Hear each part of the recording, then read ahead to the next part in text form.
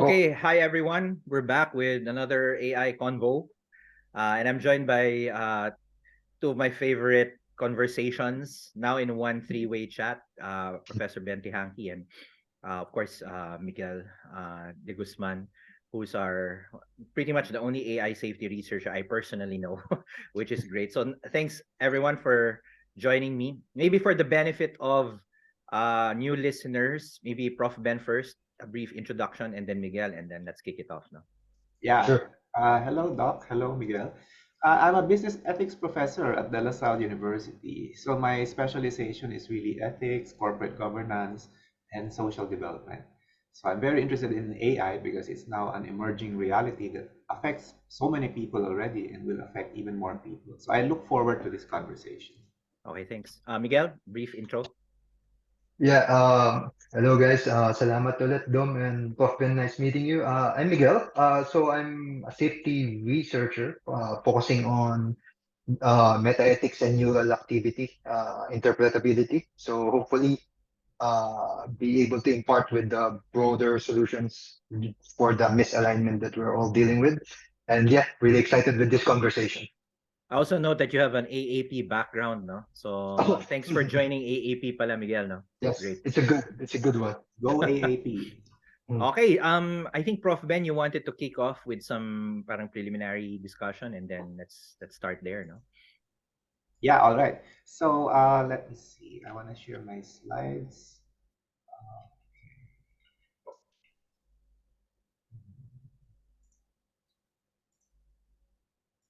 Okay, is my title slide showing?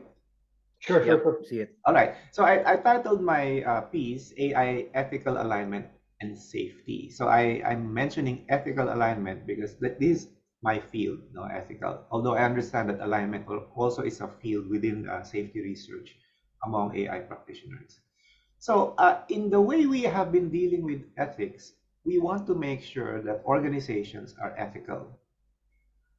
But we already know that human behavior can appear to be ethical but have unintended, unethical consequences. So ethics in general is really a challenge. Even with our best intentions, sometimes outcomes are not what we intend. So this is like, uh, for me, this is the original alignment issue. For example, parents can discipline their children, and sometimes the way they do it, they might use certain words which they think will discipline the child, but may be seen as harsh by the child, and the child will grow up with a lot of mental health issues, right? But the parent is doing that because he thinks it is in the best interest of the child. That's why so much knowledge has emerged about how children can be reared in more empowering ways, but this is also a real challenge in development psychology. Now, when you join organizations, organizations are characterized by so many formal systems, from recruitment to performance management to marketing, finance, etc. Again, these formal systems have formal goals. They're meant to achieve goals that are supposed to be ethical, right? So, for example, a marketing system is supposed to inform target markets about the availability of a product and a service, and then to effectively close a transaction with those target markets so that the customers can meet their needs with the products and services.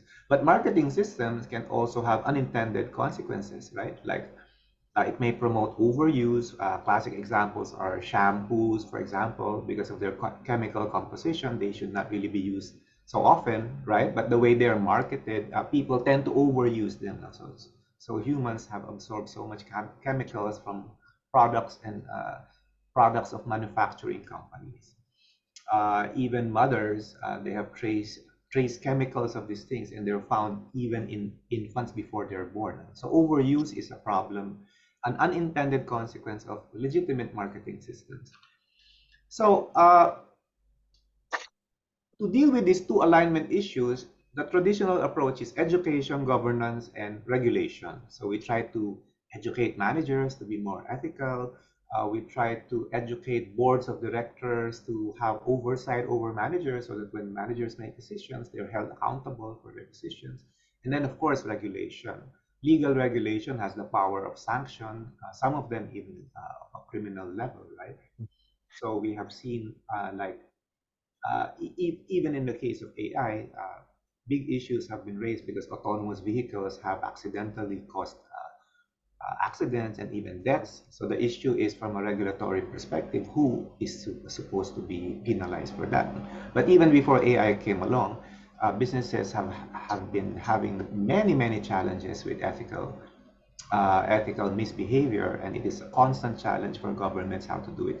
We in business school, we try to continuously educate business managers to be always looking out for the interests of stakeholders, not to wait for a law to come in so that they will be told that if they do XYZ, they can be sanctioned or jailed, etc.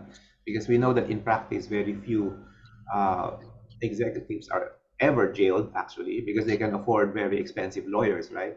In the meantime, the damage has already been done. So this is a classic problem.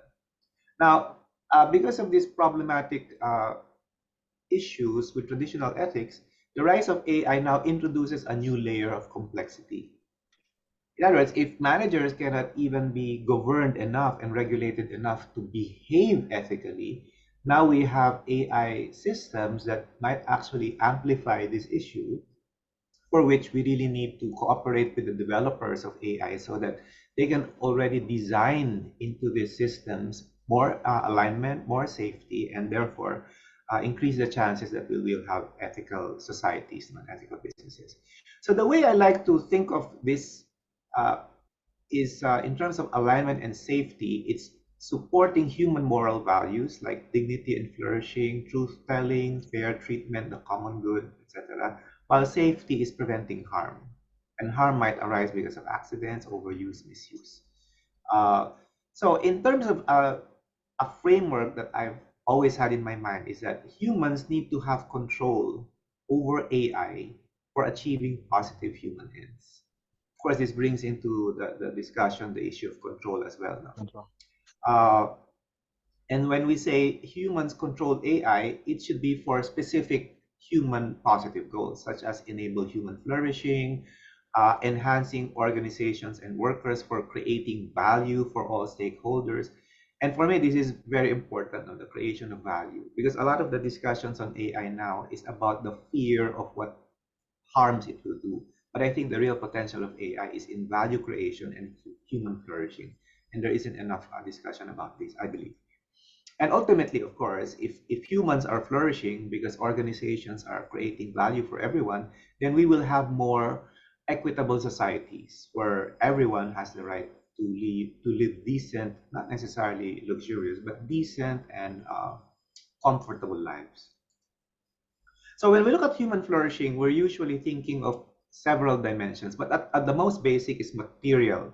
Humans need to subsist by having food, shelter, clothing, mobility, communications, medical support, and basic education. These are the minimal requirements for human flourishing. But beyond material needs, when we say human flourishing, we actually mean, well, that classical biblical saying is man does not live by bread alone, right? So this is the bread part. But man lives by flourishing, by having purpose in life, by differentiating right from wrong, by continuously improving their physical integrity, by having higher use of their minds, by having temperance in their feelings, and enjoying beauty in all its forms, and connecting with important, significant others. Now, when we look at this, AI, at least in my observation, can help in the flourishing of these different dimensions. Of course, in the material side, we know the professionals and workers can use AI in many ways to make themselves productive and therefore protect their income, right? But more than that, there are many ways that AI can be used to enhance a sense of purpose, like blogging or truth telling through fact checking and sourcing. Doc here shared with me Perplexity AI, which uses available GPTs but adds the sourcing part, which I think is very important, no, for truth telling. And then of course there are many apps that promote health, such as fitness apps, etc. For the use of mind, there are tutoring softwares that really customize the entire lesson to you. If you want to learn calculus, you don't have to sit in a class with 40 people, but it will be tailored to you. There is assertiveness coaching apps, which can help us with our emotions. There are various apps that enhance our ability to enjoy all sorts of aesthetic experiences. And one of my favorites are social connection apps. Well, social media apps were supposed to build social connection, but because of the way AI has been deployed, it has been problematic. But still, there are many people who have very meaningful connections through social media. But there are also civic discourse websites, where you can go and your views on very sensitive political issues can be mapped so that you don't necessarily have to break down into an all or nothing debate, but rather learn from each other and you can map a particular issue. Now, this is on the positive side, which I think is the potential of AI for supporting human flourishing. But there is also the possibility of harm, and I just listed here some of the things that are already arising or may arise even more in the future. In the case of the material needs of people, we already know that there is an ongoing strike in Hollywood because of potential loss of incomes and work for a lot of Hollywood workers, actors and writers included. But there are also physical harm challenges, right? I mentioned already accidents due to autonomous vehicles, etc. Uh, but the loss of work is not just loss of income. It can lead to loss of meaning. People who will lose their work in massive volumes will finally be grappling with what is their role in society. Right?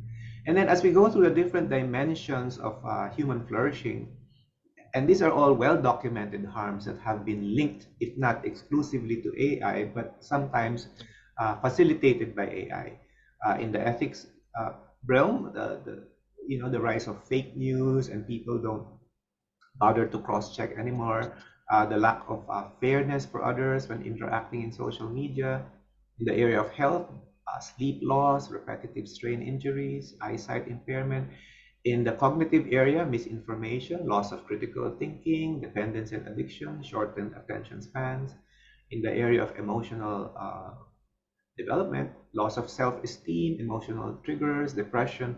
This was the subject of an expose of the former employee of Facebook, now Meta, Frances Haugen, right, where she shared that insiders in Facebook knew about the harm to self-esteem of Facebook and IG, but it was not acted upon. Loss of creative capacity in the aesthetic realm and in social connection. It's well known that there is a tendency for a loss of empathy, bullying, civic polarization, loss of civic discourse that has emerged out of social media because the algorithm is, the objective and reward function is targeted at engagement, right? So even if we're shouting at each other, as far as the algorithm is concerned, we are engaged. So it tends to maximize engagement. It discovered that the best way to maximize engagement is not really through positive discourse, but negative discourse. So it's accidental. And then, of course, in the realm of spiritual, loss of autonomy, loss of purpose. Uh, Tens of thousands of young people who have been exposed to social media now prefer to stay in basements, never leave the house, just work with their screens. Because when everything is instant and everything can be mediated by a computer screen, what's the point of going out to the world, right? You don't even have to interact with people of the opposite sex. A typical teenager can get in one afternoon all the pictures of naked women that young men during my time will never see in a lifetime. A young man now will see it in one afternoon. Now, if you have that, why go out, right? Because you can get it all. So this has also impaired the ability of young men to interact with normal females, right? So which has given rise to AI toys, sex dolls, etc. So it has changed the landscape for human flourishing. So what I would like to learn from this conversation, especially with Miguel, is given these challenges for human flourishing and the common good, what are some directions that safety researchers, and in particular his own research, are taking so that we can have better aligned and safe AI? So back to you, Doc.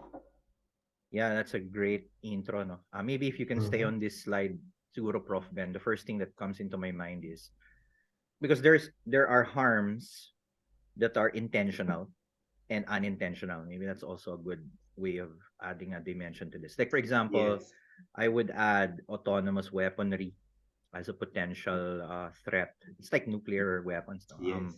To human flourishing. But in those cases, um, autonomous weapons pa naman aren't as ubiquitous as, for example, guns. So for that to threaten humanity, it has to be a deliberate act. Siguro. No, I don't know. I don't know if you would argue the other way. Maybe in the same manner, if we entertain the idea of yung lab leak hypothesis for COVID, for example, Mm-hmm. the development of biological weapons has to have been an intentional thing. Anyway, so that's one axis. No? And before I turn over to Miguel, pero there's also kind of the more, I would say, imminent issues we're seeing. A lot of it you've already put here, like the unintentional harms, like our favorite bugbear is Facebook, for example, or social media, where in the guise of coming up with better marketing, and this has not yet, kumbaga, explicitly been addressed, no, I think, but I would posit that it's precisely because of that marketing machine that we have become more polarized. And you can draw analogs to, for example, research that shows fake news, hate speech tends to spread faster on social media compared to truth. So that can only be the result of algorithms, if you ask me. So parang yun lang. I wanted to Yeah. parang toss that And I in. wanted to reinforce that, no? Kasi nga, here we're talking about AI, and when you speak of misinformation and its result on addiction, Yep. that is certainly one of the results of algorithms in social media because they use captology, which Mm-hmm. is actually behavior modification that are embedded there. And an unintended consequence, you're right, is polarization. No social media company said they wanted to polarize Yeah, people. exactly. Oh, It was the yeah. AI that discovered it, that engagement increases if you have more polarized conversations. So that's an example of what you're pointing out. Yeah. And ano nga last segue, no. 'Di ba there's a new social media app called Threads, which is In sa also by meta, Meta. oo. Meta. A copycat of Twitter now. And so it got a lot of parang users in a very quick span of time. But last I checked, the user base has started to decline. And Mm. and funny enough, one of the reasons people said they don't like it is because the feed is not curated. So it feels Mm. like there's no algorithm. So suddenly I find that interesting. Actually, I don't use it. No, I signed up, found it really boring, and then left. Kasi walang desktop version. Eh. Pero for the others who have been on it, they feel that the feed they're getting is so random, and they seemingly want to go to a more curated feed. So sabi ko, Mm. huh, Mm. suddenly people want parang Yeah. algorithms running their feed, no? When I thought Interesting. that was an issue. So anyway, I don't know, Miguel, if you want to react na on Sir Ben's stuff or I, toss in a new I perspective. I mean, I just love how Prof. Ben just summarized what I'm like fearing of all of what's happening. I mean, yeah, that the round one with AI social media, and now we're like in the aftermath of round one, and we're dealing with round two, which I believe could be 100 times much more complexer with dealing with it because there's a lot of layers to this problem. But Prof. Ben, if you could go back to the original one of your, I think it's your second slide, so we could tackle it from the way we're dealing with, yeah, the other one. Yes, this one. Yeah, so I love your, I mean, distinctions with this, and we in the alignment research community are also navigating this complex problems. And the way we, just to give you an idea, especially you're interested in how us, I mean, in the safety research is tackling it, and specific to the safety researchers, not to the people who's doing the machine learning projects, because we're pretty sure they're not looking at it the way we're looking at it Mm. on a more deeper sense. That's Mm. why there's a lot of what you call this misuse, as we've seen, as we've discussed also. But I'm gonna pick the first or the more easier problem to navigate for the moment. The organizational systems. This second bullet point, currently we're easier to model it. So we're using data to allow the neural networks to like model what we humans are after, what we care, what we value. So this we have enough data to like maybe properly label the data or like Mm. sort the data or manage the data in some form. So or like do a paradoxical elementing on it. Like what I'm saying with paradoxes, we also need to allow AI systems to be familiar with negative aspects of us. So it will be able to navigate that problem. We cannot Mm. just teach it like the good things. Mm. The problem with that is if we're gonna make it be familiar only with good things, it won't be able to like defend itself when somebody, let's say, unethical misuse from a human being it won't distinguish it. So it Mm. will think that every interaction from a person will be positive if it doesn't know what negative and positive is. So there's an elemental paradoxical thing to the data that we're also navigating. But this organizational systems, we have enough data for this. This is the easier kind of part that we are able to model currently. Now, the harder part to this equation is the first bullet, human behavior. The Us in the alignment community, this is where we are kind of like how do I we have different positions to this problem.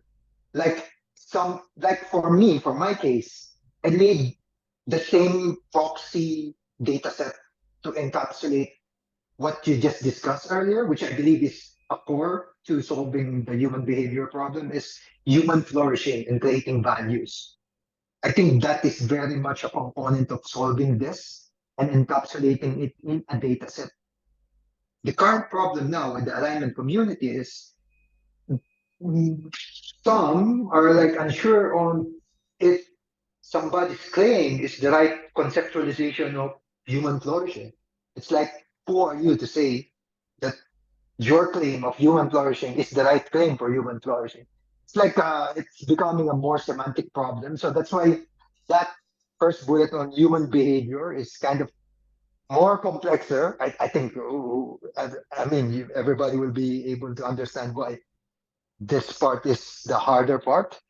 Uh, but conceptually, your organizational systems easier to model with what data we currently have. It's like an organizational or sorting and managing problem. The first one, it's like it cuts across for the earlier take that you mentioned. It's like we as humans have an alignment problem or like a systems problem or systems alignment problems, and this is the harder part that we're navigating. Me, I solve it by having a proxy for it, like a Mm. symbolistic characterization of how to like Mm. create a data set for it. So just to give you it's an overview to Yeah. Yeah. to your presentation, Prof. So if you have your comments, Yeah. So I have some initial questions. So in the case of the teaching of the positive and the negative, so that the differentiation is very clear to the AI system. What are some of the, because even in ethics, this is an understood principle. For example, in the teaching of rights, we teach both positive rights, which is to treat a person with respect, for example, and negative rights, which is not to harm a person or not to physically harm. So you teach both positive rights and negative rights. Uh, how is that achieved with AI? So in terms of the teaching of the positive and negative, what are some of the approaches? okay.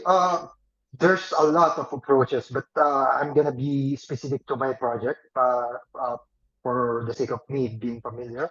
So how I'm attacking it. So I'm specific to the earlier version of ChatGPT, which is GPT-2. The one that is being primarily used for free is GPT 3.5.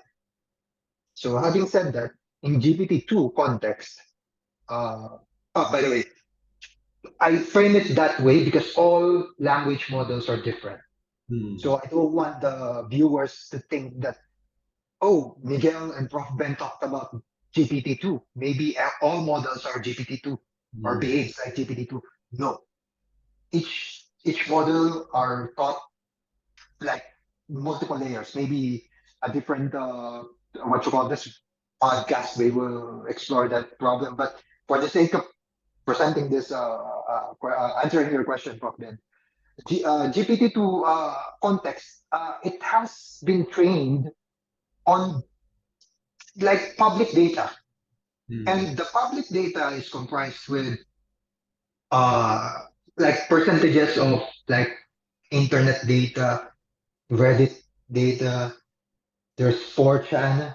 4chan is Mm. where Mm. people could like speak freely, Mm. whatever how positive or Mm. overly outrageous or negative it is. Mm. So, having said that, the data came from public data or web data, or sometimes they call it big crawl.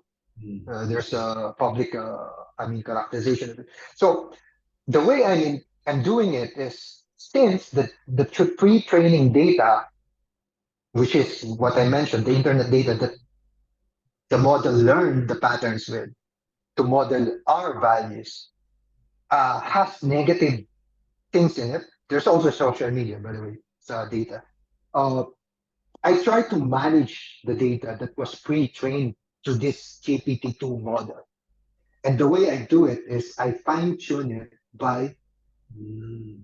by forcing the AI to reflect on the good and and harmful decisions and still choose the good decision. That's very interesting. So what is the approach in doing that? So this is actually a dilution of. I think you're going to be familiar with Carl Jung's Mm. material. He's like Archetypes. archetypes, yes. So he postulated that the best humans or were able to like navigate the difficulty of them being potentially harmful Mm. and still controlling The dark themselves. side, So yes, the shadow archetype. the shadow So I'm archetype. I'm using that frame of thought from Carl Jung, Mm. which this has been observed in World War II, by the way, Mm. especially with the book Ordinary Men about the Polish police officers who were not able to like navigate this problem properly. They started. I'm sorry for the audiences, but they started as regular police officers, but eventually got trained to kill innocent people Mm. step by step because they were not able to control their shadow. And even Viktor Frankl, who was famous for one of his books about the meaning of life, he said those few people who was able to navigate that treacherous problems in the concentration camps were the people who were aligned with their Mm. uh, understanding of themselves, being more Yeah. uh, of a harm to society, or the realm of like situation that they were in. It's like you could choose to make the problem more complex or more harmful or more problematic for you or the people around you, or you could recognize it or choose still to do the good thing. Mm. Mm. So that's the back, like the how I was conceptualizing my approach. Mm. Mm. It's the first approach is being currently tested to that end, by the way, in alignment. So So that's it's very only interesting. Yeah, because Jungian psychology is very rich, in this regard. So in an actual system, how would that be symbolized or characterized? How is that implemented? okay. So I okay from Jung, I'm going now with Peterson's like understanding of stories. So what I do with my Mm. project to capture what you call this the problem of harm and good is explain to the AI in great detail what it will act upon when it's presented the decision. Mm. And I repeat it like for my current build, the best build, the public language model. It's like I call it semi-aligned because it could like choose our intentions properly 60% of the time. But uh, okay, but so I'm repeating the this procedure 472 times. What I mean by that is I wrote the same story slightly different 472 times, Mm. narrating the good and harm of every intentions or like decisions it could take. So I'm still testing this So, procedure. excuse me, Miguel. So the image that Yeah. comes to my mind is like a father raising a child, and then every night over dinner, the father tells a story. And then the Yes. child, as it grows up, quote unquote, grows, is absorbing the story and extracting the lessons. It reminds me of Aesop's fables, remember? Yung mga ganon, ano? So, Parang Representation. bedtime stories. oo, bedtime stories. Yeah, in fact, may Book of Virtues yung isang author, the Book of Virtues. Kinolect niya sa isang book lahat ng mga positive stories that parents can read nga to their children. No? So is that a fair layman characterization of your approach? It is actually the Hmm. only difference is Hmm. the bedtime stories for the age of the AI happened Hmm. in 10 hours Ah, so over accelerated. accelerated. Hmm. So all the systems that you've been seeing now have been like the one I'm doing is 1.5 billion parameters. The one we're using now with GPT-4, I believe is let's say Trillions na yan eh. Trillion na yata trillions. eh. Trillion But na it Trillions parameters. took na ang I think 3 months to do the bedtime stories. So just to give an overview how powerful the technology is. It's hmm. like we're talking to somebody who's learned the whole of human text corpus in 3 months. And then how did you select your stories? Oh, selection process. Hmm. A lot of. I'm I'm more of like a union in selecting. So Hmm. okay, so this is what you call this. And even in the rationalist community I belong with, is kind of controversial because Hmm. um, me, I believe that there are just patterns that we don't argue with, that we Hmm. know fundamentally that when we see it, you don't need to Google it, you don't need to search it in a book, you just know it is the pattern. I'll give a great example for this. Let's say we're walking into the woods, we saw an animal, it's a bear, and the bear has a smaller bear with it. We always think of it like it's a mother or like a father and a child. Hmm. Or it's a cub. Hmm. We don't need to Google those things just to Hmm. know to Hmm. understand that there's a relationship between the Hmm. parent I and the get child. that. Hmm. So what I'm trying to say is there are ways that we don't argue with information, like built in intrinsically in humans. It's not only about relationship. Let's say uh, when we see that there's daylight, we were programmed to do certain things during daytime. And we do, and astonishingly, people in the winter areas, let's say people from Ireland, let's say there's the dark season or like the winter season, they don't operate as well when they're Hmm. hiding in without sunlight. So Hmm. built in our neural capacity, there is certain patterns that exist that we don't need to debate with. So my selection process is grounded in that kind of logic, though it's so abstract. I would understand conventional, I mean, new to this frame of thought, especially Jungian, to like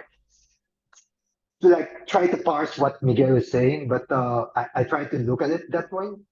So I'm trying to select a method wherein the AI will adapt the same kind of pattern and it won't argue that the pattern is when it observed it will react the same way it should. So is that something like an intuition that So when you look at potential stories, your intuition tells you that this captures a fundamental ethical truth about, let's say, a certain situation, and then you find that a good candidate story. Is that what you're saying? In some sense, yes. I'm also tapping into in basic narrative structures. So what I mean Mm, by that is like sometimes we can't understand movies if there's no heroes or villains. like We can't tropes. tropes, yes. Or we Tropes. can't Mm, understand a story from a book if we don't see the beginning properly mm, and the ending. mm, And the problem with this is this is my claim, but everything we do in life is kind of a story structure. mm. We have, let's say, I'm an accountant, which I used to be an accountant, but when I go to work, I see myself driving in a car, going to the Mm. traffic, and Yeah, then yeah, getting to the work itself, and yeah, then see myself up to the end of the day and going back. yeah. So it's a repeated cycle of like Mm, stories where there's a beginning and an ending. So I'm mm, also mm, using those structures. mm. And to your point, I'm more of a again going back to Jung's characterization. I see it in the like the core structure of how Jung characterized, let's say, some of like the mother archetype, the tyrannical father archetype, Mm, the mm. I mean tyrannical king archetype. There's also the Ouroboros, which is the snake eating its tail. So it's like a Yeah. never-ending cycle. So there are those like core framings that tends to repeat itself in Yes. the Yes. stories that we use. That's why we understand it. If I So, can interject, yeah. Miguel, no, Mm, and Prof Ben, no, to what extent do we think? Because I'm trying to find a way of parang connecting, for example, why a Jungian framework might even work to begin with. Is it also because the corpus that GPT-2 ingested, which is human, in a way reflects those archetypes? Kasi parang I'm trying to figure out ngayon what is the what is the dependent and the independent variable as the case is. In the same manner, ano rin, Prof. Ben, in your thesis of kind of organizational ethics, in a way, AI may or may not mimic how individual ethics rolls up to organizational level or systems level ethics. Because nga, these models were trained on, in a way, language that in a way reflects also individual ethics. I don't know if I'm making some sense. No? Ikaw muna, Miguel, what do you think? Is that also could that also be the reason why Jungian strategy works in this case? Kasi nga, it does reflect in the corpus that GPT-2 ingested. I'm just thinking out loud.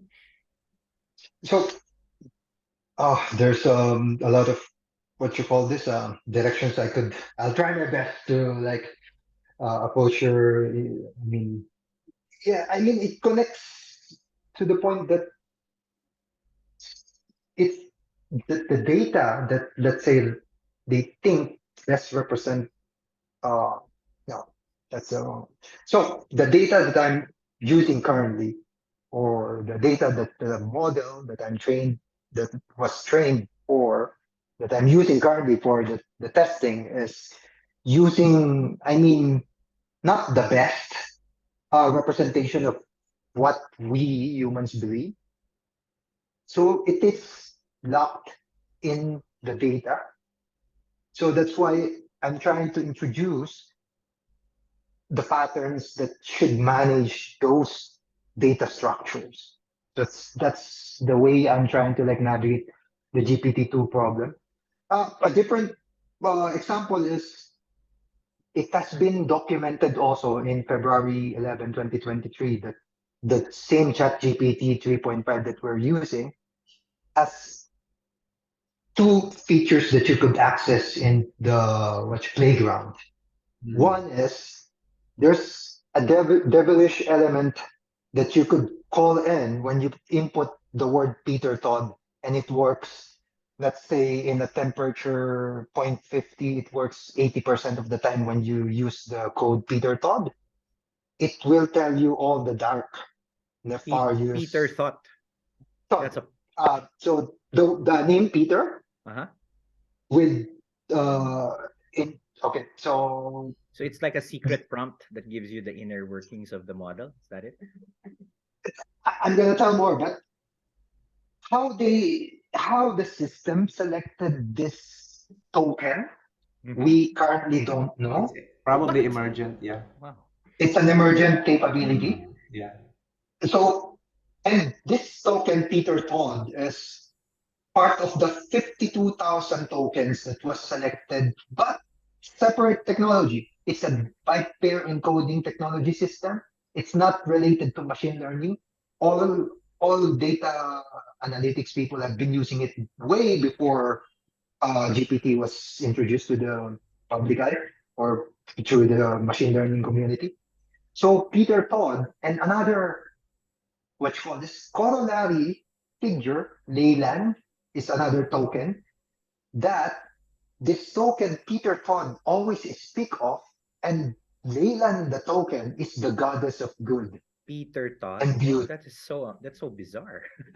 It's Mm. so bizarre. I mean, I've helped partially Dr. Watkins with this project, but Mm-hmm. it's so bizarre that even us to this day we're not able to distinguish why the AI have to learn all the good and the evil information and manage it into two tokens. Mm. Why, when it was called, I mean, it produces all. It's not only simple stories. It's like complicated stories about an animal and whatever characterization negative it is. It could be a story from games. It could be a story from mythology. Mm-hmm. Uh, and what OpenAI did with this is since February 11, I believe, they shut down the tokens. They just hid it from the So they, public they eye. selected the 52,000 and killed them. Parang ganon. Yes. No, this 160 tokens, I believe, Uh-huh. that they call before.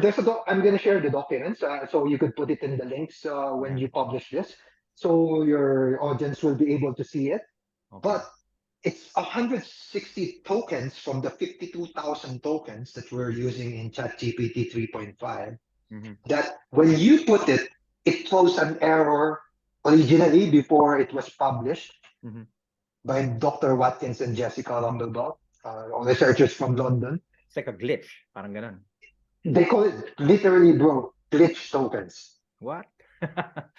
Okay, You, sige, before you, we pursue that line of thought, no, but before I lose the ano, Prof Ben, okay. diba, I asked to what extent, because we're ingesting language into these models, and to what extent does that in a way help reflect kind of the relationship between individual ethics, organizational ethics, systems ethics?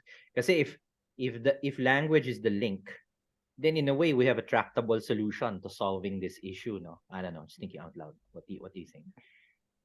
Well, yeah, language is a symbolic representation of human thought and human action. Uh, However, it's really a layer of representation. So it's an abstraction. So I Mm. think what an AI system is trying to do is to identify patterns in the language. And so I think, so going back to my layman's interpretation, if the Jungian approach is to give stories that capture core human intuition so that the AI can be more human-like in the positive sense, I find the approach quite appealing. It's Mm-hmm. interesting. Of course, we really don't know how neural nets generate its version of knowledge, right? That's a whole black box problem. Yep. That's why I was interested in the initial findings of because etong glitch tokens na sinasabi niya, this is outside of your research, right? This was discovered in 3.5. So In 3.5. apparently on its own, there emerged tokens that somehow cluster the good and bad around it. And then what OpenAI did was to lobotomize the system by forcefully removing this thing, uh, which I think is similar to what they did with Bing Chat. Remember when Bing Chat was claiming love for this reporter and telling the reporter to divorce his wife? So I think that was the emergent. Another was Sydney daw siya, di ba? Siya daw si Sydney, you know, she named Mm, mm, it named itself and claimed to be a woman. So I think since we don't really know what happens inside a deep neural network, all sorts of emergent behavior can happen. But ito kasing si Jung, he was always known for really going into the deep. So it's mm, interesting that Miguel is approaching the deep problem of deep learning with a psychological framework that is actually known for being deep. mm. And uh, sa akin lang, the stories has an appeal because it's like it's how you raise a child. So for me, an advanced AI system is like a very precocious child. It No, thinks it knows a lot, but it has no moral grounding. yeah. And just like young people, if they know too much or they're too bright, but they were not raised properly, we know we will have a problem, right? The reason Actually, why I'm bringing this up, and Hmm. we may not necessarily need to resolve it now. No? Up until large language models, kasi, if we deal with traditional statistical modeling, and this is your domain then, ano, Prof. Ben. Yes. In a way, you can be um the way I can explain it. In a way, you can afford to be a bit clinical. Kunyari about how, let's say, how you fit a regression line, for example, because the outcome in a way feels divorced pa from human behavior. So I'm just calculating a statistic. Can be bad, can be good. I can be correct or wrong about it. The R squared tells me this and that, and you can still in a way arrest from an ethics standpoint how the model may affect humanity. Kasi, oh, don't use that model because it was misfit or something like that.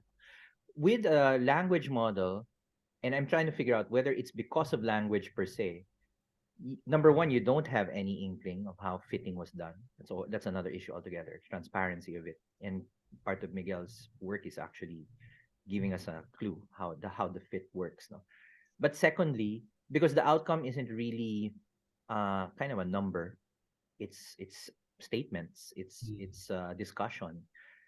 It immediately gets into kind of the behavioral aspect. No, there's no. It's hard to tell anymore the break between up until siguro the use of it. No, I ask ChatGPT a question, gives me a solution.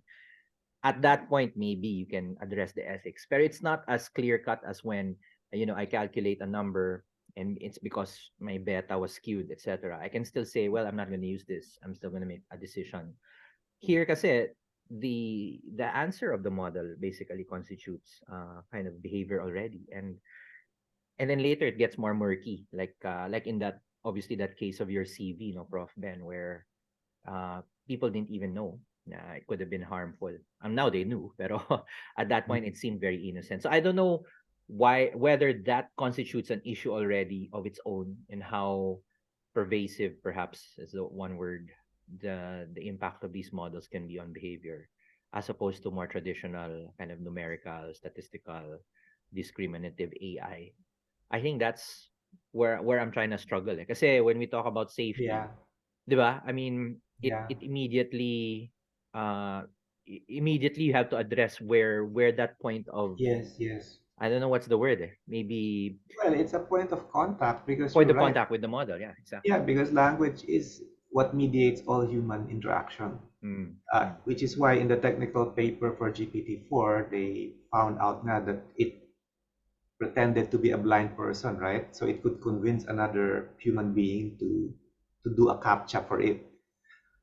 In other words, it is capable of deception through language, in the same way that humans now, via SMS, can make you give up your your bank account. Your so Can I I just think wait? Can I just segue lang before I yeah. forget this? Kasi there's very recent news. I think you might have caught this, then, Miguel, about mhm. how supposedly GPT-3 and 4 have become more dumb. I don't know if you caught that Mm. article. Yeah, I did. And it's because they detected errors, no, in its ability to identify prime numbers, so some very esoteric math issue. And then one of the counter arguments of some person was, we don't necessarily see this as evidence of the models getting dumber, because these are language models and you're trying to use a math parang criterion to evaluate correctness or wrongness, when well, again, to the extent that is correct, no, parang it was not trained to come up with math equation. It was trained to create sentences about math Mm. equations. Mhm. So it might very well still be stochastically correct, pero maybe the fact of it, the math of it is actually wrong, no? So they're challenging that contention. So that's I just wanted to mention that kasi nga language is at the core, is really the crux of it, eh. Parang to the extent that we navigate life through, let's say, heuristics or decision making, and even Jungian perspectives, personality is still defined in many ways by language. Or is it really defined by language? I don't know. Parang yun lang yung point ko na maybe that's the crucial element because we're dealing with language, statistical language, basically. That's what's Yeah, going on. it is statistical language. Because these technologies are so impressive, I'm always trying to control my tendency to anthropomorphize, no? Mhm. Because we know that every word it utters is actually based on a multiplication of vectors with matrices, right? Everything is Precisely. quantitative under it. So it's really still a mathematical system, but you just patch a word for every number that it churns out. And the numbers are churned out by essentially an autoregressive statistical model. But to your point about language and AI, it now gives it, because it is a language model, its objective function is to come up with coherent human-like speech, which is actually what introduces the ethical challenges because it is extremely persuasive. That's why alignment and safety now becomes absolutely essential. And in the example of the GPT-4 deception case, because for a long time people were saying, oh, this cannot be harmful because it's not embodied, no, it cannot physically turn on a nuclear reactor, but it can interact with the nuclear operator and convince him that he has been ordered to turn it on, right? So that's why I think the character formation of AI, which is I think what Miguel is trying to work on, is a very interesting approach in my view.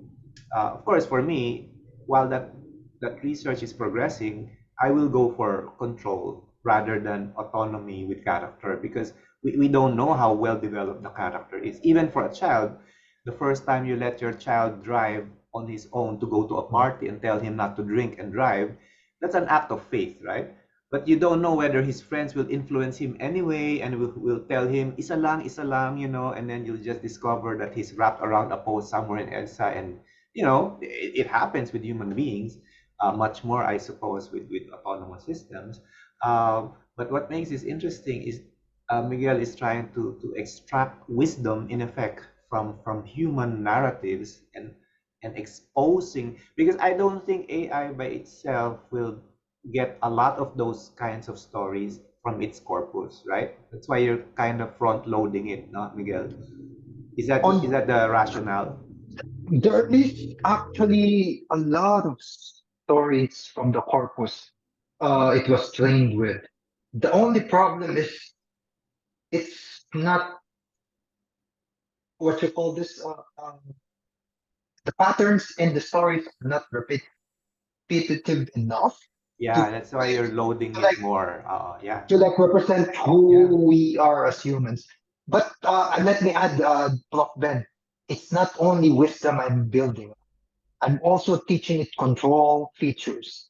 The Hmm. thesis of my project is not only to control the good and bad, but also to allow AI systems to understand the sophisticated control feature, which for this is the what I spoke with before, Dom, yung collegibility, which is I'm teaching the AI to shut down if it thinks its intelligence will harm humans. Yeah, could you And elaborate on that? That's very interesting to me.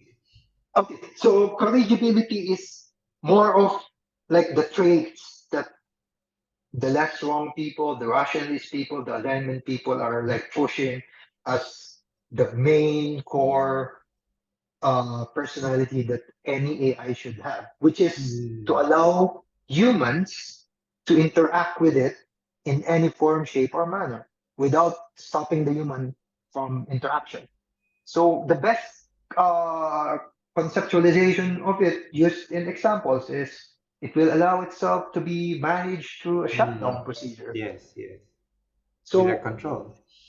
yeah, so that is the best control currently. Hmm. It's I don't want to anthropomorphize as well, but it's similar to like how we Christians see Christ, allowing himself to sacrifice himself to for the good of humanity.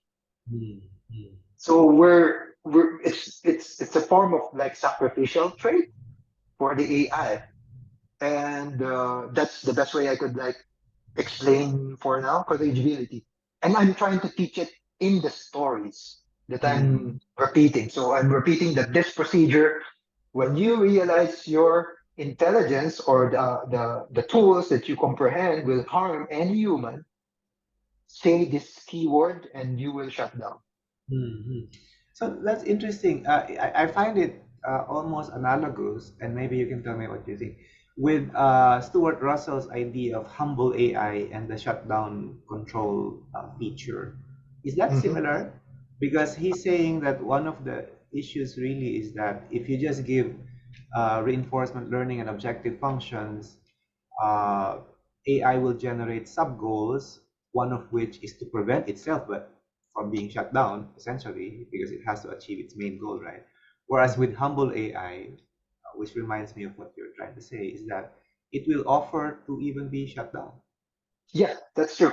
Mm, The only difference is the way I'm doing it. It's the mm, first time I'm introducing a Jungian perspective to it. mm, So mm, let me just add to the discussion of language earlier. Cross evolutionarily, we humans didn't speak before. What I'm trying to say is, I think for a substantial amount of time, we humans were communicating without language. So it's like probably just uttered sounds, or let's mm. say symbols, or let's say cave drawings. So what I'm trying to say now, from a Jungian perspective, is there's AI systems should be taught patterns, not language. Mm, mm, Language apparently is the most abundant data set that we have, text or let's say voice to represent us humans. But I would argue from a human perspective that the pattern recognition systems built in us chases patterns. And I hope AI systems in the future would have the good patterns to be Ah, built with. so when you say teaching patterns, is that the same as saying you're teaching it principles rather than statements? But the principles are taught as patterns in language. In some sense, yes. Let's say Yeah. Mm, the difference is this is the difference. mm, So if you repeat that the way I did it for repeating the stories 472 times, it is for the AI to instead to memorize the letters, mm. it instead understood what the concept of the story Yeah, is. yeah. So Which it I would thinks call a holistic. principle. Yeah. Mm-hmm. Yes. Oh, Mm. okay. So a principle. Yeah. Yeah, yeah. So I So think I'm that's beginning to appreciate where you're going with your research, because even with, well, you are an accountant, so you know that even in accounting there was this ideological struggle between rules-based systems and principle-based systems, right? So in the US they really push for rules, the GAAP system. The Europeans push for IAS, the principle-based system. yes, yes, true. But now the world has moved towards more principle based because they realize the problem with any rule is a person with bad intent can find a work around any rule, right? So True. he will be compliant with the rule, but actually is subverting the very principle of the rule, right? Mhm. So although the problem with principle-based systems is you still need humans who are willing to exercise judgment in evaluating the principle. And some people just don't like uh, exercising judgment because judgment is necessary for principles. Whereas rule following is like, you just tick a Easy. box, tick a Easy. box, I call it the tick box approach to ethics. So yeah, this is a very interesting direction that you're taking. That's why I'm trying to link how this will now work out and how maybe systems, for example, right now, companies are using AI for approving loans, for hiring, etc. And I've always been concerned about biases. Like, for example, for hiring, especially in the Philippines, where there's a very strong bias for certain for graduates from certain schools, and all of this is embedded in the way the systems work. How we can now train the systems to understand what it means to be hardworking, to give opportunities based on merit, no, rather than whom you know, right? Uh, so I think those would be interesting stories in the corporate sense, because our country is deeply unequal, meaning those who move up typically tend to come from the same circles, and the structures are so inherently So biased. embedded. That's why Oh, so many just migrate, because they find it almost impenetrable. And now when you have AI, it will just, imbibe all of these biases, and they'll deploy it in loan approvals and in hiring, because loans, financing, and you mentioned funding as a function of how research advances, and recruitment are the two gateways, of how people uplift their lives. Now, if these are systematically biased, I think we will never get out of the out of the hole we are in. And we, unlike our other ASEAN countries, as you mentioned, Indonesia, Vietnam, they have more equitable systems, because somehow, and I don't know how they're doing it. I think a lot of it is government initiative. They just make the systems more accessible to people, irrespective of. I mean, I'm sure not perfectly, but at least those who aspire can have more access to these kinds of resources. If Do I you may, think Prof. the Ben. use of stories could address the inequity in some of these AI systems in companies? What do you think, Doc, Miguel? No, no, I mean, so it's certainly a good question, no? But what you just mentioned brought to mind something we were talking about in our last chat. Hmm. Na you were mentioning some of these other societies, some of these other countries are more, in a way, are more egalitarian, are a bit more ethical, if you can say that. Hmm. Um, I'm particularly interested kasi with how AI would naturally either apply or adopt or be adopted in a country like the Philippines, where you have already a lot of these prevailing biases. A good analogy would be, for example, how telecommunications was adopted. No? It it is a very although it's highly regulated, it's also very monopolistic. Our existing telco environment, even in internet access, is centered on the NCR. No? So in many ways, the technology adoption reinforces the current social divide. And if we think of AI as kind of this exponential type of technology in its current setup, we might we might just end up accelerating that divide if we don't have any, not just mitigants, but we don't if you don't have any deliberate attempt to equalize that. And then there's this stuff that Miguel is studying about kind of the inherent flaws within these systems.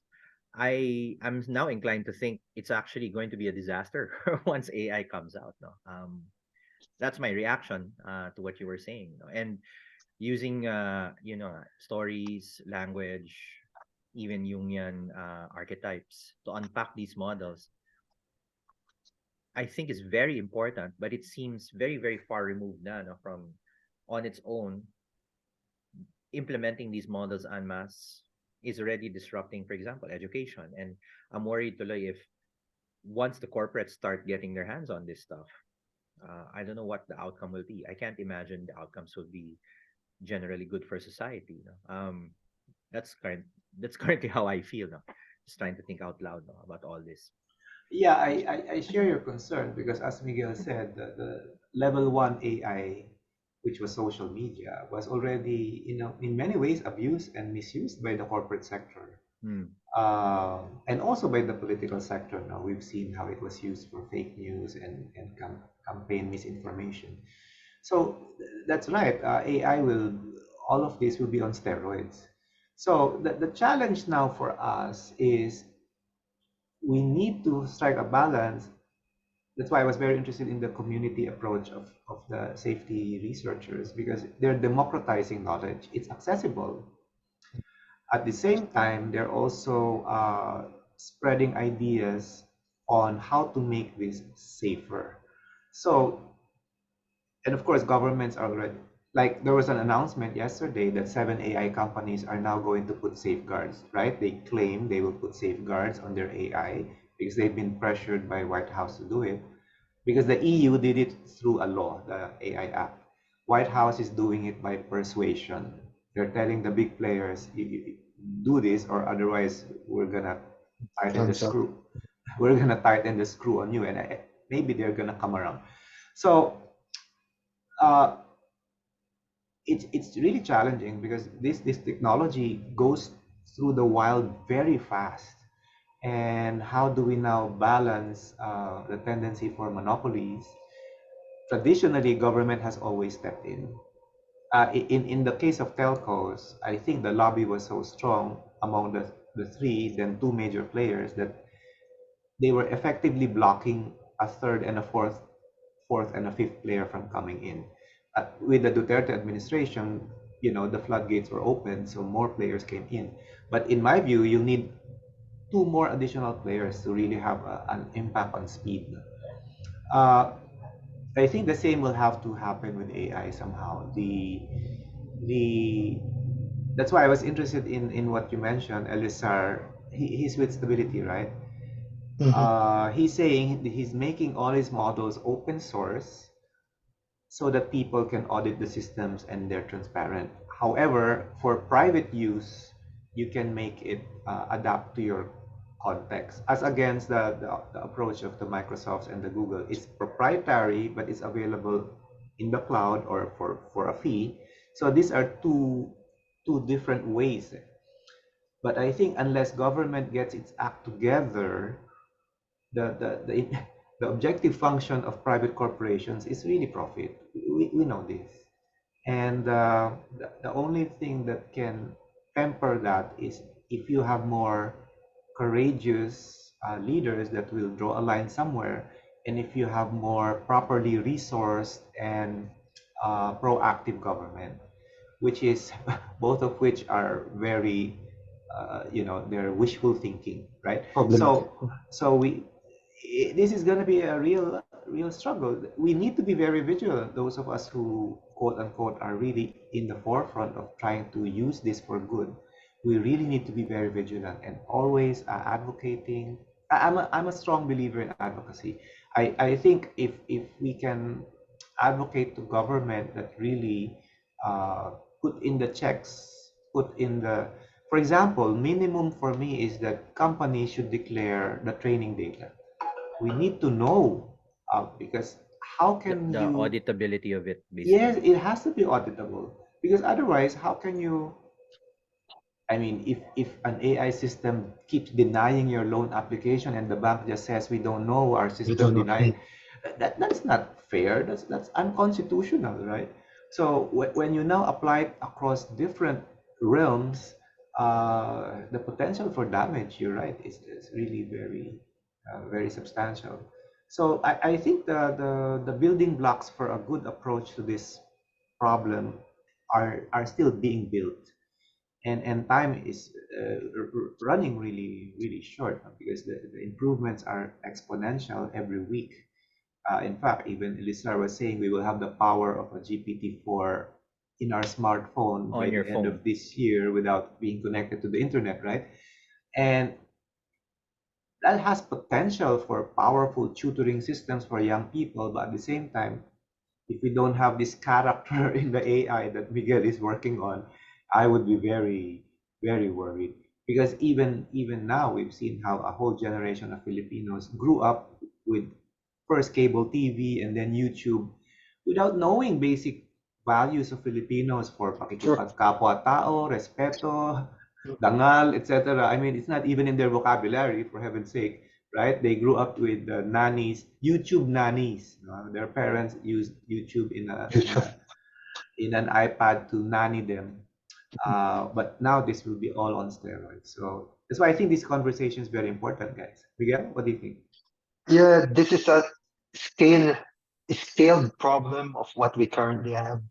I mean, deploying an AI that is misaligned, it will like triple or like quadruple or 10x the situation. Mm. Now, I mean, it's quite complex. because it takes, I mean, it doesn't take the whole of the country to fix it. If I were to be asked, I mean, it takes enough brave and capable people. It could be just 1,000 people that are capable of delivering on effective measures. It doesn't necessarily mean only the government. It doesn't necessarily mean only the private sector who's like looking into and coordinating that. Oh, we have to like navigate this problem with unity and coordination, cooperation. That's my hope. Yeah, but to your point, Prof. Ben, I mean, I agree. I don't see some signs of it because it's the technology is fast or so fast that us we're just I'm not even in the count yet, but I believe the current count is 400 safety researchers Mm. in the world. As which is Dom nowhere mentioned, near enough. We're Mm. talking yeah, not I mean, even four digits. Yeah. capabilities researchers doing the improvement of these AI systems is 100,000. Mm. So it's moving so fast that our theoretical viewpoint can't get to be delivered on time. So the hope probably is, I mean, better governments acting on it, but this is something that is like historically a problem. Um, there's so much that they've left out with other kinds of like, as Dom mentioned earlier, the telcos scenario. And it has been proven even if adoption from industrial revolution and even in the internet, social media even. So this problem is complex, and what keeps me, I mean, hopeful is I have a project that is directly connected to maybe providing impact. If I didn't have this project, I would be thinking the same. I mean, as an average Filipino is like feeling incapable of like the waves that are coming. It's gonna be turbulent if we don't adapt. But another thing, just not to be so like sorrowful of it, I'm also hopeful of this technology. I mean, curing cancer, discovering better physics, better math, better softwares, maybe coming up with what you call this, fundamental technologies that will allow us to like prosper as a country. This is that event, and I Yeah, hope actually, yeah, I wanted to write on that because I think because our Philippine Development Plan says we need to grow 6.5 to 8%, right? So that we can reduce poverty below 10% by 2028. And I tried to look at the numbers. There's almost no way that can actually happen. But if it does happen, it will have to be through a tremendous leap in productivity. And this is where I think AI, if we had any national plan, can really be used strategically, assuming we address the safety issues now. So, and assuming schools, especially as well as the private and government sector, can upskill everyone in a meaningful way. What are some of your ideas on how we can do this? Because I'm very excited because I've always lamented that we kind of skip the industrial, the manufacturing phase, unlike our other true. countries. But with Yes. AI, maybe we can come up with services that would be of such complexity that the value added would be so high. Yeah, it's like KPO to the max, right? Because now we lead in BPO, but we know that a lot of that will be, you Wiped know, out. Mm. demolished by AI. But knowledge processing is a little bit different, especially if we can do it in a very, shall we say, customized and creative manner. Uh, what are some scenarios in your mind where we can really use this to turbocharge our economy? For me, I mean, developing the country is probably the one of the hub for prompt analysts, prompt engineers, Mm, prompt researchers, even safety. There's no mm, singular country who's like claiming safety is a paramount. Imagine if safety becomes a thing and there is one country that is Mm, specializing in AI safety, the mm, theory mm, behind it. mm, And if because see the argument for what I'm saying is if AI becomes safe enough to deliver the objectives of curing cancer, developing new physics, developing new math, new technology, new software, if there is such promise, once we make it so safe, the thing is, why don't we develop the platform for a lot of people doing a lot of safety research or safety implementations even? Well, that sounds eminently sensible to me. Why do you think no one is pursuing that, Miguel? I think it's very I find it what you call this a problematic thing to discuss AI. Mm, mm, Even most of the people I follow, it's like 50-50 on AI. It's like this technology is so transformative that even the brightest of our time have made made wrong analogies of it. mm, This is my personal guess, but I think they haven't touched as deep as Jung's uh, understanding of what humans are. mm, Most people who are able to like understand what's happening has been deep into psychology, deep into the meta ethics, deep into the so the thing is it's not that too crazy to teach these things. yeah, And we could scale it. I That's believe my so. understanding. Yeah, because I was having this discussion with Doc some time ago on risk. Because when corporations were encountering all of this series of scandals, the profession of risk management really blew up. And now you Mm, have risk officers in every major company. And what we're talking about, the safety issue in AI, is a risk issue. Why not position it as part of the risk profession, but specifically for AI?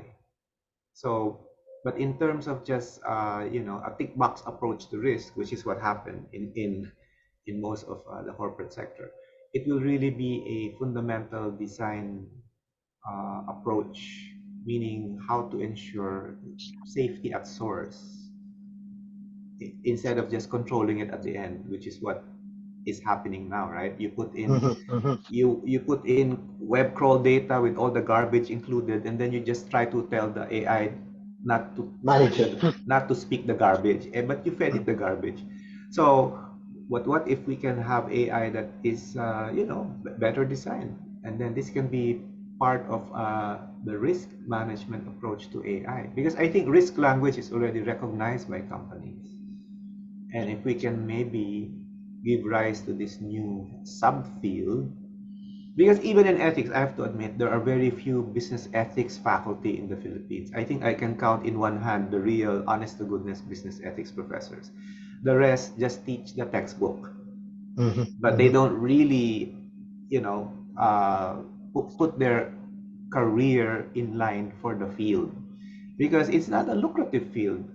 Businesses It's don't like being told about ethics, but they like being told about compliance because there's a punishment if they don't comply, right? But if in mhm. ethics, to use your analogy earlier, the reward is in the afterlife. You may not get it here. In fact, you might actually shut down your business here if you're too ethical. So maybe the same is true with safety. That's why I was a bit bothered that even though Altman of OpenAI was testifying in Senate asking to be regulated, there was some reporting that revealed that on the back end they were actually advocating not to be regulated. So even the companies are doing sort of like a double talk approach on this, no? Publicly Mhm. they're saying they want to be regulated, but they're pouring a lot of lobby money not to be regulated because it will curtail their market building. So I think it's very interesting your scenario of how we can be a leading advocate and hub for safety research and applications in AI. That's interesting.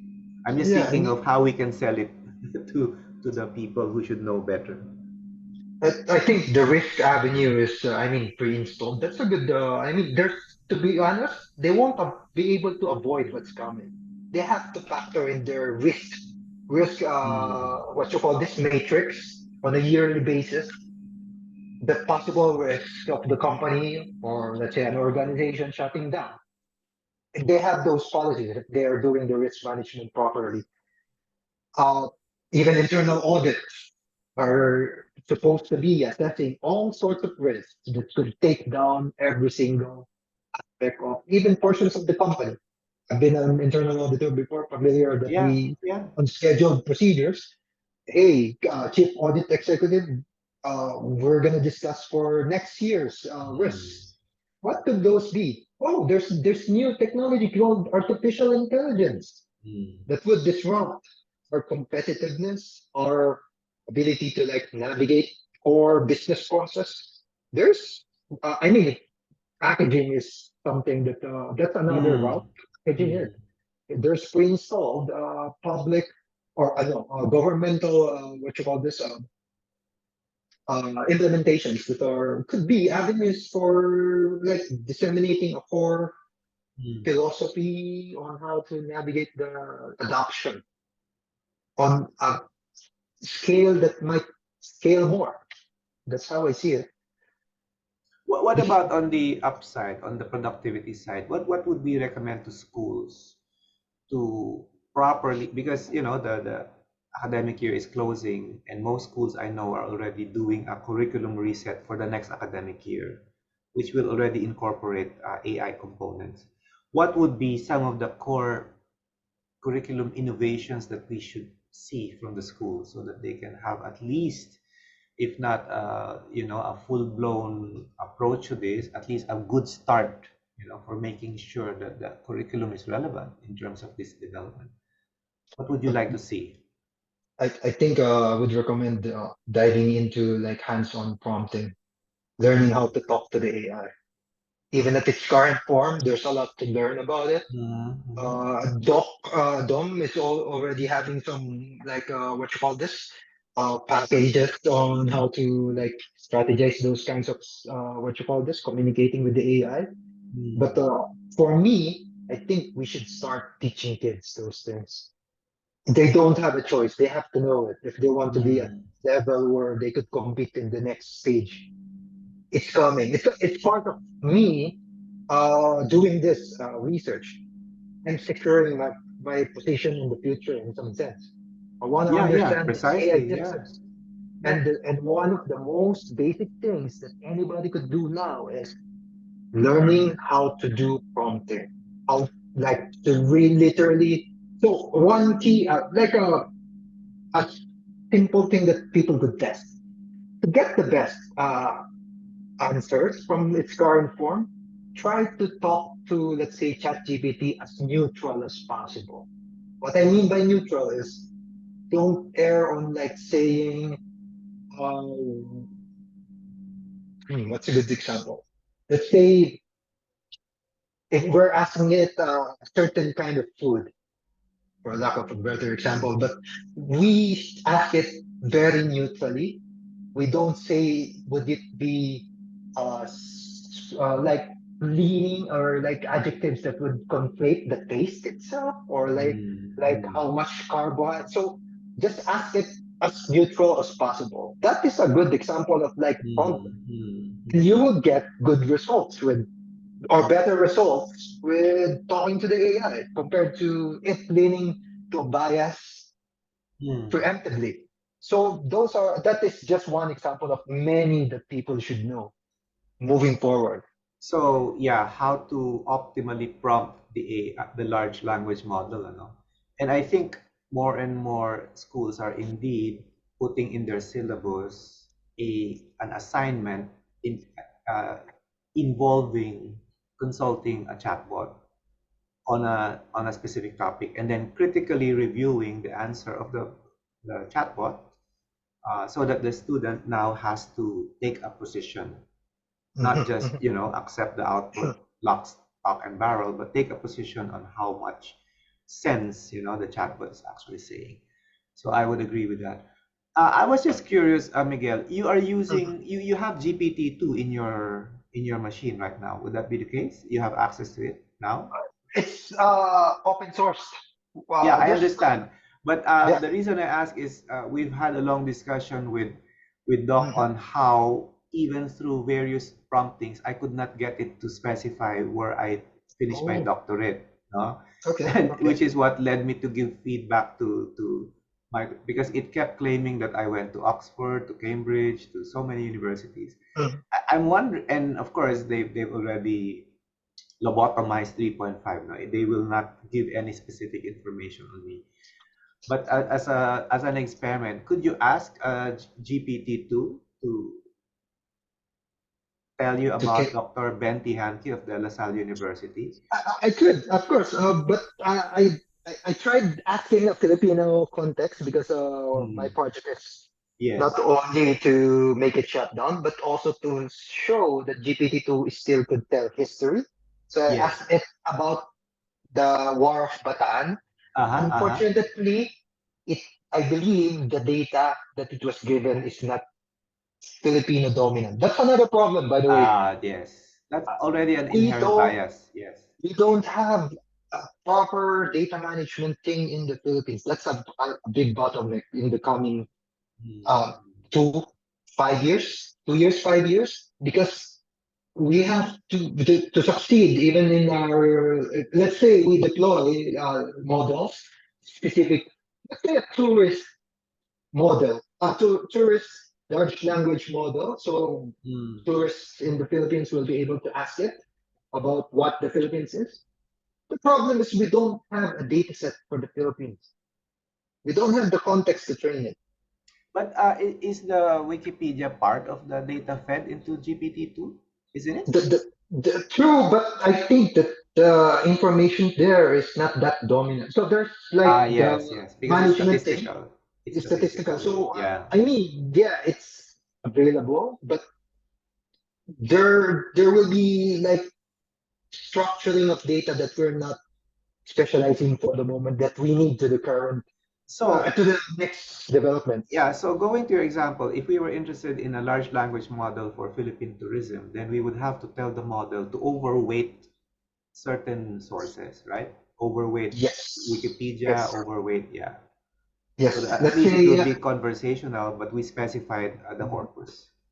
yes. Let's say we make it more like Filipino-like in some Mm. sense. So it's so the great thing with stories, by the way, is you could scale the context. What I mean Mm. by that is it could be 2 pages worth of Filipino rich values, and you could Mm. teach it. Mm. This is very different from other approaches. So if you repeat, let's say, the same 2 page story of how Filipinos are and model that as an AI and combine it with all of the Wikipedia and all, it will naturally, I haven't tested it obviously, but it will naturally lean on Mm. Filipino catered data. Mm. So that's why stories is another route that I'm really exploring. Yeah, that makes sense to me because even as a teacher, I tell a lot of case studies to my students. Because when I just teach them the principle per se, it doesn't appeal to them. But when I tell it as a story of an actual entrepreneur or an actual business, it has more impact on them. So Mhm. maybe intuitively, we really extract principles more from stories rather than from direct teaching. By Yes. example, no? Teaching by example, in effect, which is what modern AI is. It's really learning by example. Yeah. So those are, I mean, it's gonna be challenging if what you call this, for our context in the Philippines, but the upside is really high. This is the first time I became hopeful in years with the situation we are in. But also there's a high risk of, I mean, downsides. But if we get our collective act together as a country, there's really a bright future. This is the first time it has been a case for me for my stint that I've been hopeful with the Philippines because of the technology itself. Now, Out of in terms of the curiosity, safe, go ahead. Yeah. yeah, I was gonna ask Miguel briefly. Would it help if we formed like a local AI safety like group? Yeah. Would it help you? Because I'm just trying to be trying to elevate the relevance of Philippines. If you're the Mm. only one in that forum, I don't know to what extent you get drowned out by everyone else. No? Although hopefully the research you're doing will gather attention, but is it also you think it's possible to boot up like a local AI safety group, and maybe if there's a way we can spread the word and get more people involved? Anong tingin mo, Miguel? Of course. I mean, there's opportunity with this. Nobody had like a more concrete answer to the alignment problem. It's an open game. Anybody who solves this problem, another reason why I'm here is could reap the rewards of it. And us developing a team on our end, the Filipinas, I'm pretty sure it's not a too much of a downside. It's more of upsides. I could see only upsides. And what's the worst thing? I mean, the worst case scenario is these people will become practitioners, better practitioners in the field. Even if, let's say, Miguel's claim to use Jungian technology or Jungian archetypes is bad as an analogy, I mean, these people who will join the community will learn the mechanics on how to talk to the neural net, how to measure the neural net. So there's tons of things that people could build.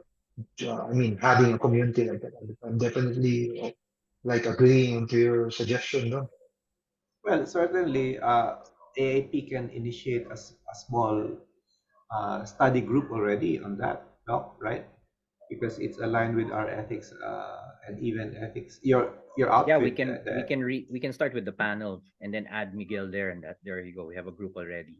yeah. We have to find out what the other people are up to though. Like Lian seems to have kind of a deliberate agenda with her work with the Ambit, where Miguel is also a part of. And then there's the UP Law people, si Jello, Attorney Jello Santiago. Mm, mm. I'm not quite sure yet what Dr. C is doing at the moment. Maybe you can talk to him then. And yun na nga.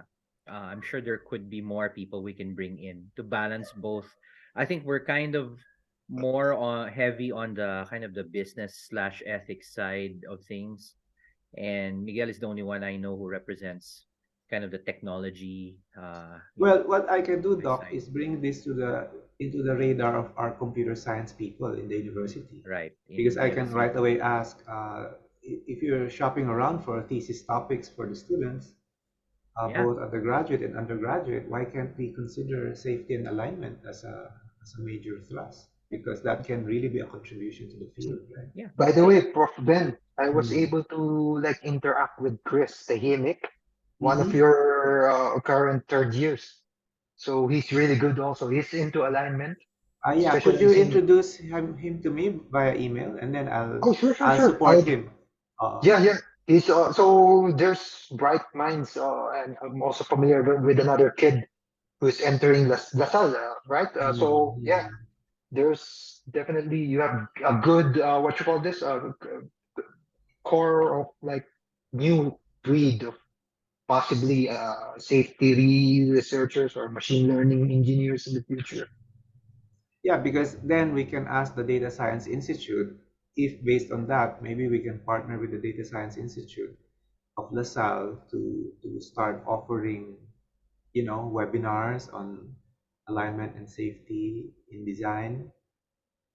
Because even though it's an emerging field, we cannot really wait for all of these things to be settled. We need to, since we are in the leading edge, we need to expose people already to the current thinking.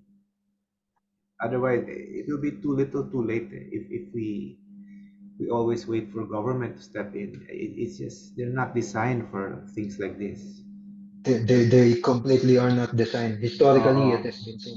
Yeah, the knowledge leaders have to be in the forefront because the young people are waiting for guidance as well. true, true. Yeah. Mm. Yeah, so anything that comes up that needs what you call this, my expertise, I'm willing to like help you guys dyan sa Pilipinas. Yeah, so itong less wrong, I can already share it with some of the computer science people and ask because on our end for business, we're planning a responsible AI. professional development course. This Mm, is really mhm, targeted at the managers and the corporate directors, but they have to talk to their, if they have some of them are thinking of already hiring chief AI officers. Uh, and then of course, when the law starts to roll out, this will be another compliance issue, on top of all true. their other compliance issues, data privacy, and dami-dami Mhm, na nila. mhm. Sumasakit na rin ang ulo nila sa dami ng compliance eh. That's why for us, it's always good to start with the fundamental principles eh. Because regulation is always sa dulo eh. Mahirap talaga. It cannot control people really. The most it can do is send a signal that there is a risk of being caught and punished. But if the risk is very low, as in the Philippines is very low, it will not dissuade you. You will do it anyway. You can just Yeah, pay the fine. that talks to your point, Prof. Ben, about how do we increase productivity, and Mm-hmm. certainly one side is the knowledge, the education part. Miguel was hinting at prompt engineering, for example, as a major thrust because that helps democratize it. But then on the other side, we also lack uh, kind of guardrails, or we were arguing for some level of regulation at least, or for example oversight. We're Mm. talking about transparency, but let's say we find something anomalous with how models are being deployed. I'm not exactly sure who we can complain to. Mm. There's no one agency that will look into it. The ICT certainly doesn't do it. NPC will only look at privacy, and everyone else has their own parang agenda. So Yeah, I don't that's think kind we of have where the I'm thinking. regulatory framework now. Yeah, di ba wala eh. Yeah, for example, a loan applicant who gets denied, I think will have a difficulty lodging a formal complaint if he suspects the decision was AI based. Yep. Mm. Unlike in the Yeah, that's US, true. they already have the regulatory framework for that. And they already have watchdog groups kasi, looking out for this. Because it's part of the diversity, the DEI movement, right? Mm. Especially when they're finding out yung mga nadi-deny are the blacks and the single mothers, etc. Yeah. And dito, who cares if you're denied your loan? It's life, you Yeah, you're know? right. So that's why we have to be extra, extra vigilant Mm. that the existing organization, in a way, I think AAP, MAP should have semi-watchdog functions. Eh. Yeah, parang self-regulatory, Yeah, yeah. In the like the meantime, Bankers Association, right? while the regulations are being worked out, somebody has to pay attention. Yeah. Uh, the other thing is, I wish we can look at the human flourishing model, Mm. because here, although this was just off the top of my head, there is so much untapped flourishing for people. You're right. Because even when we speak of productivity, normally we think of the job side. No? But there are so many dimensions that I think needs to be addressed. Mm-hmm. That's why in the developed countries, like the Scandinavian countries, they're already thinking of universal basic income because they've addressed the material already. But the So other stuff. yeah, but so the idea is if the AI can make us so productive that economic development will already be assured, then we can begin living more human lives and really focus on these other things. Because this is what makes us human. If Mm. we just deal with this, it's just like industrial farming. It's just like how you raise cattle, and when you do industrial farming, you also provide the minimum Mhm. material goods to chickens and cows, right? But we're humans. We have a need to flourish, to feel that our life has significance, so that when we move on to the afterlife, people will remember us as having contributed something, right? A Can life I that counts. can I pitch like a what you call this, a utopian answer to this? Hmm. Based on, I think, what could happen if all things, let's say we solve the alignment problem, we have this super productive robotics technology that will aid us, and there's UBI to support our monetary or resource problem. I think the best case that I see to solve the human flourishing and value creating problem for the humans. I mean, we should navigate it with other activities like sports, Mm. art. I mean, I've tried when I was in Cayman Islands. After my work, I did martial arts. I Mm. did marathons. I did finish 3 full marathons, and I got the best of out of what Mm. I think what I'm like even as a normal person who is not an athlete was able to achieve with his free time. So I think sports is a component that we Mm. could like, allow ourselves to be immersed with. Let's say a national sports program Yeah. because everybody could compete. There are more meaning. Let's say at least we're Yeah. working towards more healthier, more vibrant.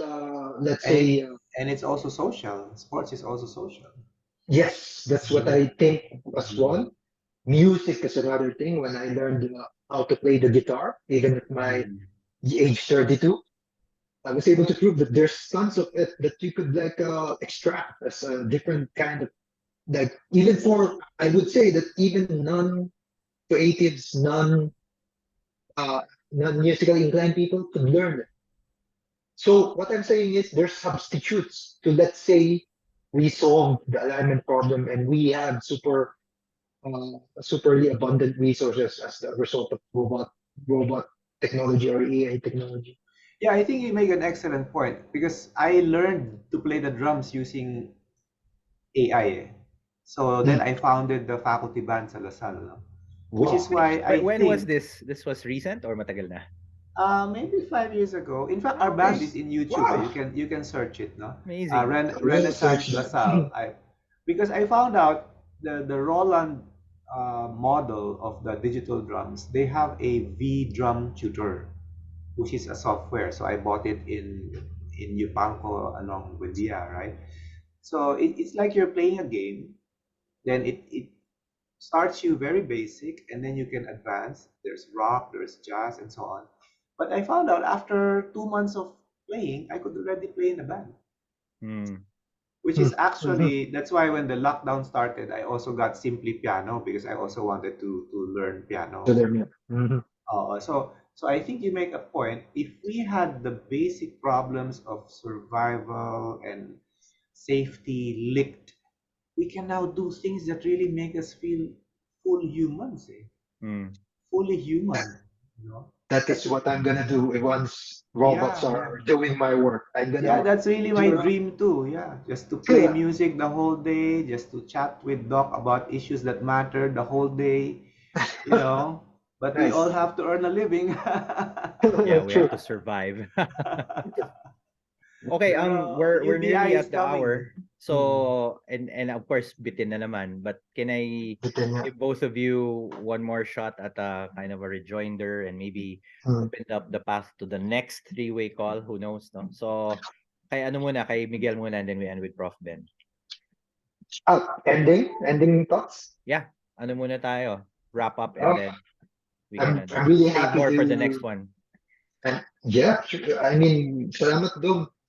It's both done. I'm really happy for how it turned out. It turned out way better than I expected. Yung conversation with this, you were able to like navigate my world currently, the way we're doing alignment research, and I'm looking forward for the next conversation between the three of us.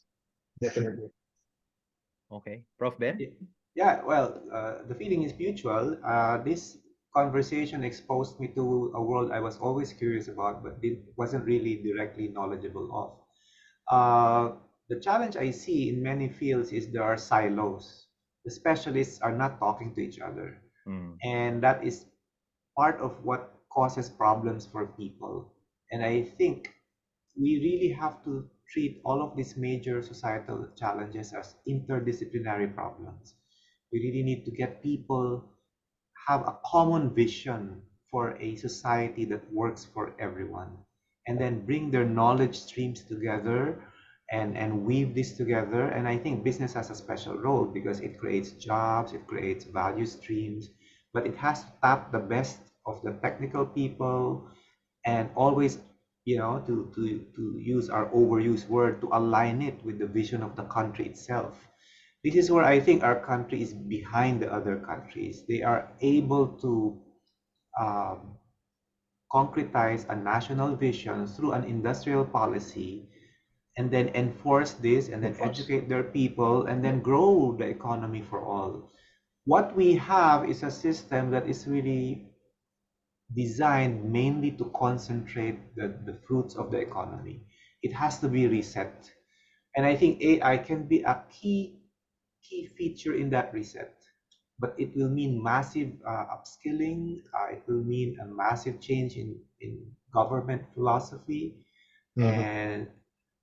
and because our other neighbors had civil wars, and they had, shall we say, upheavals to make them do things.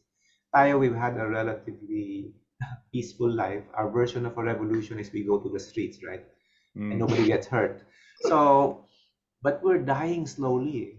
And I think we need to really think now of this new opportunity, which is double-edged, I admit, but this can really be our ticket to a better life if we play our cards right. Cards So right. thanks for Yeah. this opportunity, gentlemen. Thank Yeah, you. thanks. And yeah, with that, we'll have to save more for the next chat. Thank you, Prof. Ben. Thank you, Miguel. And we'll Always a catch you pleasure, again. guys. Yeah, in the Thank you. next Thank you. AI Convo. Catch you later. Thank you. Bye. Take care.